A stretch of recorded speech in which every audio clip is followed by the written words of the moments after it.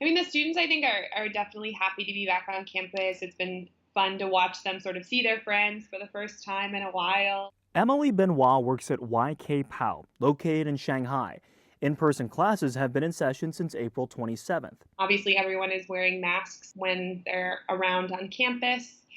Students have to have their temperatures taken 3 times a day, and we have to report that information as well. She says some students return to class sooner than others. Those who had to take standardized tests were among the first to come back. The school also purchased thermal imaging machines to read people's temperatures. All this at the direction of the Chinese government. We're just sort of told what to do and have to sort of follow suit from there. So far, it's working. YK PAO has no new coronavirus cases. But if there was one, Benoit says she's confident the school would start contact tracing. China is not the only country where uncertainty lingers. South Korean schools have taken similar precautions with social distancing and wearing masks. But some schools have had to close after students tested positive. Meanwhile, select European schools have started phased reopenings.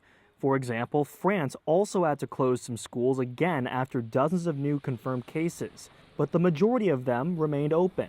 Denmark saw a slight uptick in cases when it reopened in April, but that number is on the decline. Inevitably, there will be some cases of COVID-19 that will occur, and the ability to figure out how many other people might have been exposed to that case is a protocol development activity that every school should do and do a dry run on. Here's the common thread.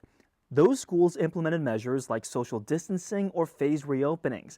With planning underway for in-person learning in the U.S., a number of states are making similar considerations. The things that we know work well for flattening the curve are physical distancing.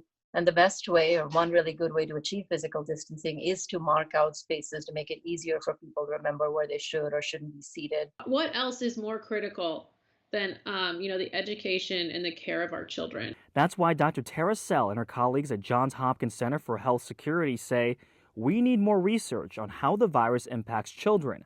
But even she admits this is a balancing act. Where does the risk lie in terms of the epidemiology and also that other side of risk? What is the risk to society of keeping that thing closed? But the thing that I want to know more about is if kids can give it to the adults who are in the schools, especially if there are older adults in the schools, or if they can go home and give it to their parents or family members who may be at high risk. Back in China, Benoit agrees staggered start times will help avoid overcrowding.